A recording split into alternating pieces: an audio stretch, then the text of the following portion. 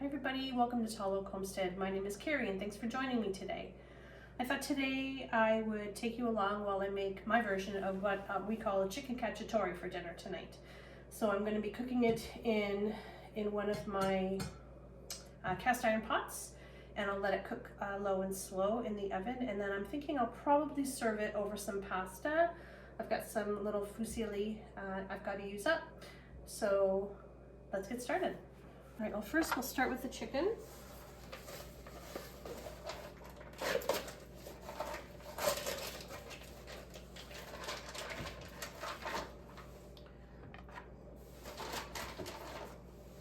Three chicken breasts is plenty for Andrew and I, but I always like to make enough so that we have leftovers. Just get some of this little fat cut off.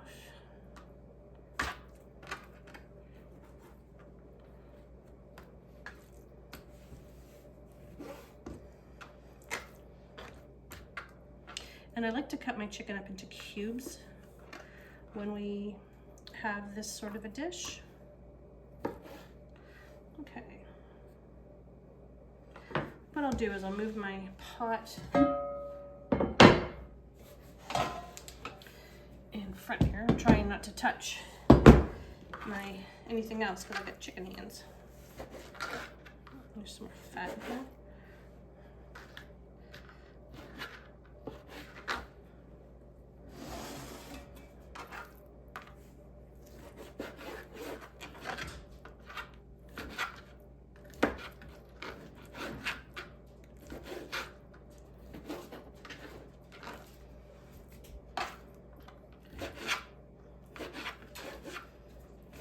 Oh, hi Berkeley, did you hear me chopping?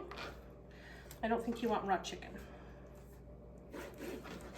Well, you might, but I'm not going to give it to you. It's amazing how they can hear when you're in the kitchen chopping. They don't hear you when you call them, but they can hear you when you're chopping food.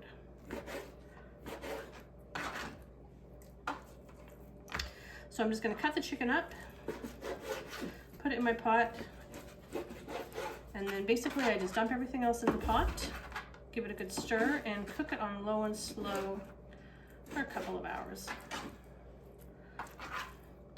It's actually a really easy meal, and will certainly give us enough leftovers for another meal, maybe two.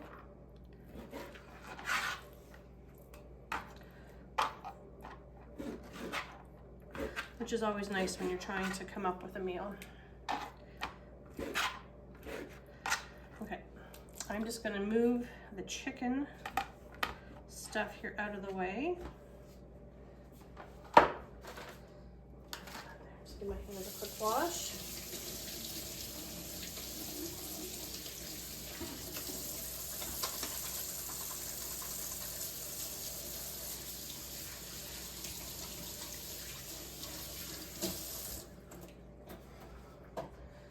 Still have paint all over my hands. I've been painting. We're making a hall tree for our front entryway, and I have been painting that. I'm gonna change my knife because I don't feel like washing it right now.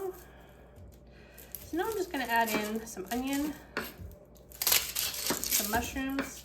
I want to also add in some red pepper, but I'm just gonna chop it up for now. I won't add it now because it'll just turn into mush. I'll add it probably in the last half hour to an hour of cooking. I prefer to have my my peppers a little crunchy. So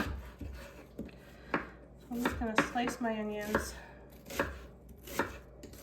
not too large, but just enough so that you know when you have a mouthful you're tasting onion.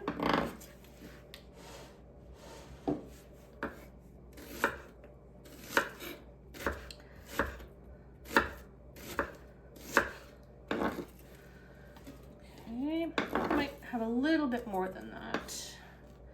I do like a fair amount of onion in this.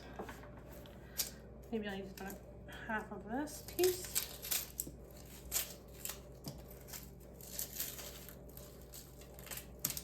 Oops.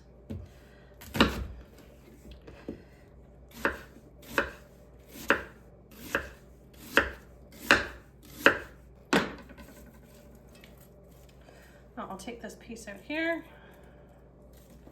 Okay, let's save that for later. And I'll cut the mushrooms up in fairly large pieces because this is going to sit in the oven for a while. And I again want them to have at least a substance to them, not turn everything into mush. You can also do this in a crock pot. I prefer using my cast iron. Actually, I'm just going to turn the oven on. I'm going to put it on for 350.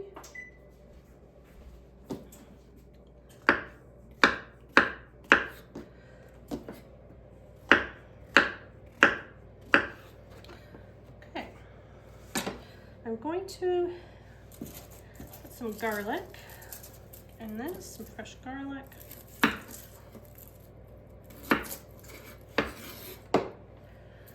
all the pieces in here. This is still my garlic from last summer that I'm working on. Still tastes delicious. I think I'm going to put 4 cloves in because we like this really garlicky. Oh, I'm making a heck of a mess here on the floor with these garlic skins.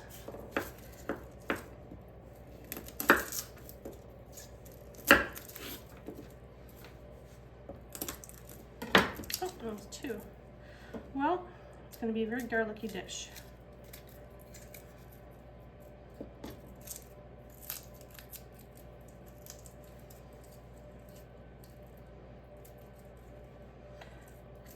This is when it would be great to have an indoor little herb garden where I could go and steal some oregano. I just still have the ones downstairs that we started about a month ago. I've got basil, cilantro, and parsley. I might go down a little later near the end of this cooking and get some basil, throw in some fresh basil.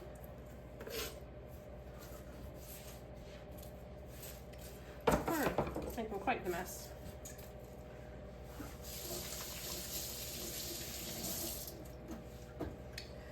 Just gonna grab my planer. I prefer to shred my garlic as opposed to cutting it into chunks. It does break down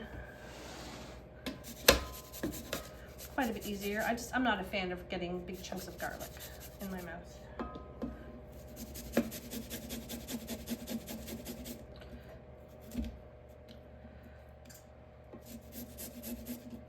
This is kind of one of those like warm dishes that are great on a cool day. It's actually quite nice out today. I can actually go outside and it's bearable. It's not so cold out. Probably what I'll do once I've got this in the oven is I'll get myself all dressed up and I'll get Berkeley and we'll go out for a nice walk while the sun's out. Would you like that, Burke? I think he would. All right. Just gotta rinse off my knife here. It's covered in garlic skin. I do find that about my garlic from last year. It does have a lot of garlic skin on it, and then when I peel it, it just seems to stick. I don't know why that is. Okay, so let's cut up the pepper. We're not going to use it, put it in right now, but we will cut it and we'll get it ready. I feel like I'm having deja vu. I volunteer for a breakfast program every Wednesday at a school in Trenton, and this morning we had crackers and cheese, and they had red peppers and cantaloupe as well as some yogurt. And sometimes I'll stay a little extra after we're finished serving breakfast and I will get vegetables ready for the next day. So I was chopping up a box of red peppers and then a box of cucumbers. But then that way it'll be ready for them tomorrow when they run their breakfast program. Okay, so the peppers I'm just going to put into a little bowl. I'm put them aside and I'll put them in the fridge. I'll put those in later. Let's put in, actually I'll wipe this so it's not sticking on. Some of my tomatoes that I canned last year from the garden, just basically stewed tomatoes.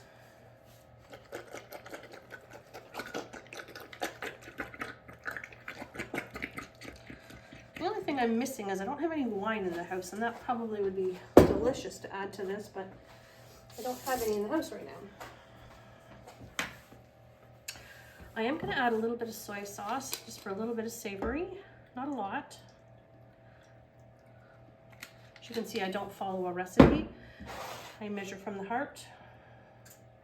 Gonna put in a lot of pepper. We just won't tell Andrew. And some salt. Looks like a lot of salt, but there's a fair amount of chicken in there. All right, get that out of the way. I'm just gonna get a large spoon and get that all stirred together.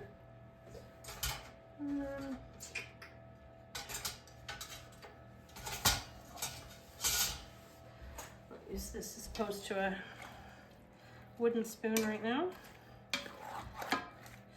So there's a fair amount of liquid in here from the tomato. Once it starts cooking down a bit, both the onion will sweat out and the mushrooms. I think what I'll do is I'll put a little bit of basil in there. I have some dried basil and a little bit of dried oregano. I'll put some of that in, and then when I go to serve tonight, I will add in some fresh basil. I'll put a little bit of dried oregano in. There's dried basil.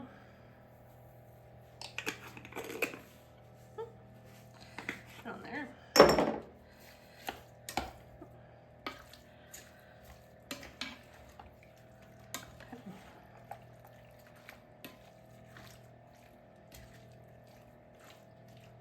Okay.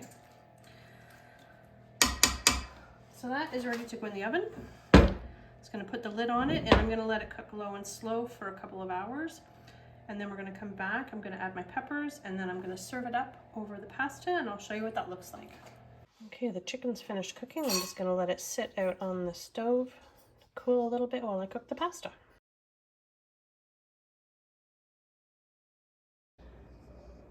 Okay, so that's my version of chicken cacciatore. You saw how easy that was to prepare. Just basically throw all of the chicken and the vegetables and anything else, any of your herbs, into the pot and throw it in the oven. You can either do it that way, or as I mentioned, you can also throw that into a crock pot first thing in the morning and let it cook while you're either at work or out running errands. It's a really great, nutritious meal, and I'm happy to say that it was delicious. We really enjoyed it, and I'm happy now that I'm gonna have a couple of extra meals this week I don't have to worry about. So thanks so much for joining me today. I appreciate you taking the time out to watch my video. Look forward to seeing you in the next one. Bye.